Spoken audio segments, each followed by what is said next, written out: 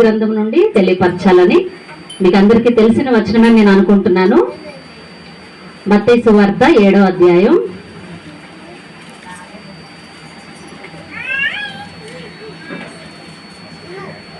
24వ వచనం నేను చదువుతాను, జాగ్రత్తగా చూడండి. కాబట్టి ఈయన మాటలు విని వాటి చొప్పున చేయు ప్రతివాడును బండ మీద తన ఇల్లు కట్టుకొనిన బుద్ధిమంతుని పోలి ఉండును. వాన కురిసెను, వరదలు వచ్చెను, గాలి విసిరి ఆ ఇంటి మీద కొట్టెను గాని దాని పునాది బండ మీద వేయబడిన గనుక అది పడలేదు.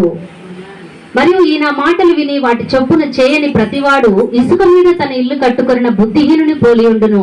వాన కురిసెను, వరదలు వచ్చెను, గాలి విసిరి ఆ ఇంటి మీద కొట్టెను, అప్పుడు అది కూలబడిను, దాని పాటు గొప్పదని చెప్పెను. చూడండి, ఒక ఇల్లు కట్టాలంటే మొదటిగా పునాది గట్టిగా ఉండాలి. పునాది సరైనదిగా లేకపోతే పైకి ఎన్ని హంగులు వేసినా, ఎన్ని రంగులు వేసినా, ఎంత ఆర్భటంగా నిర్మించినా సరే ఆ ఇల్లు ఏమవుతుంది? కూలిపోతుంది. అలాగే క్రైస్తవ జీవితం, ఆత్మీయ జీవితం ప్రారంభంలో చాలా మంది జీవితాలు చాలా ఉజ్జీవంగా ఉంటాయి, కానీ రాను రాను ఏమవుతుందండి? సన్నగిల్లుతుంది. ఇంకొంతమంది జీవితాలైతే యేసుక్రీస్తు కొరకు ప్రాణాలైనా అర్పించడానికి సిద్ధంగా ఉండే జీవితాలుగా ఉన్నాయి. కారణం ఏంటి అని అంటే వారి పునాది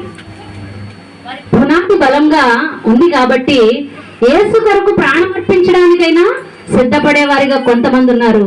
మరికొంతమంది కొద్ది రోజుల్లోనే స్టార్టింగ్ లో ఆరంభంలో చాలా సంతోషంగా ఉండి తర్వాత ఆ పునాది సరిగా లేదు కాబట్టి వాన వచ్చింది, వరదలు వచ్చాయి, ఏమైంది?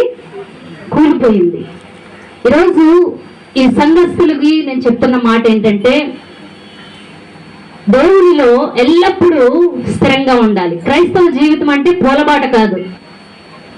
చాలా శ్రమలు, కష్టాలు, ఇబ్బందులు అన్నీ ఉంటాయి. అయితే అన్నిటితో పాటు యేసు మనతో ఉంటాడు. హల్లెలూయా. షడ్రక్ మేషక్ అబేద్నెగోలని అగ్నిగుండంలోనికి పంపించాడు, అక్కడ యేసు ఉన్నాడు. ఎంత గొప్ప సంగతి! ఆత్మీయ జీవితంలో శ్రమలు, ఇబ్బందులు, శోధనలు అన్నీ వస్తాయి, కానీ వాటితో పాటు యేసు మనతో ఉంటాడు. ఆయన మనతో ఉంటే ఏ శ్రమ మనల్ని ఏమీ చేయలేదు. నీ పునాది గట్టిగా ఏర్పరచుకో, నీ పునాది స్థిరంగా ఉంచుకో. ఎందుకంటే పునాదుల్ని కదపడానికి ఎప్పుడు కూడా సైతాన్ గడు సిద్ధంగా ఉంటాడు. మన పునాది సరైనదిగా ఉంటే వరదలు వచ్చినా మనల్ని ఏమీ చేయలేవు, వాన వచ్చినా మనల్ని ఏమీ చేయలేవు, సుడిగాలి వచ్చినా ఏమీ చేయలేదు. బండ మీద కట్టే ఇల్లు వలె ఉండాలి ఆత్మీయ జీవితం, విశ్వాస జీవితం.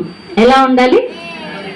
బండ మీద కట్టిన పునాది వలె ఉండాలి. బండ మీద వేసిన ఇల్లు ఎన్ని వానలు వచ్చినా, ఎన్ని వరదలు వచ్చినా అదేమవుదండి? కూలిపోదు, చెదిరిపోదు, ఏం కాదు, అలాగే నిలబడుతుంది. అలాగే ఆత్మీయ జీవితంలో మనందరికీ ఎదురయ్యేటువంటి ప్రతి పరిస్థితుల్లో అయ్యో నాకే వచ్చింది అనుకోకుండా క్రీస్తు అనే బండ మీద నా పునాది నేను వేసుకుంటాను, ఆ బండ మీద నా పునాది నిలుపుకుంటాను, నా ఆత్మీయ జీవితాన్ని స్థిరపరచుకుంటాను అనే స్థిరమైనటువంటి నిశ్చయతతో ముందుకు సాగాలి అని నేను కోరుకుంటూ ఉన్నాను ఈ సంఘాన్ని. మరి ఆత్మీయ జీవితంలో ప్రతి ఒక్కొక్కరి జీవితంలో కూడా ఎన్నో వానలు, వరదలు ఉన్నాయి. ఆత్మీయ జీవితం అంతట్లో మనం ఉన్నంత వరకే ఉంటాయి ఈ శ్రమలు. కానీ యేసుతో మనకి నిత్యం ఉండేటువంటి రాజ్యానికి తీసుకెళ్ళడానికి యేసయ్య మనల్ని పరీక్షించుకుంటాడు. హల్లెలూయా.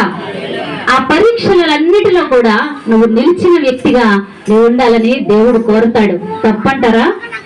మనల్ని పరీక్షించుకోవడం తప్పంటారా? ఒక బంగారం కొనడానికి మనం వెళ్ళామంటే అది నకిలీదా మంచిదా అని మనం చూసుకుంటాం కదా, అవును కదండి?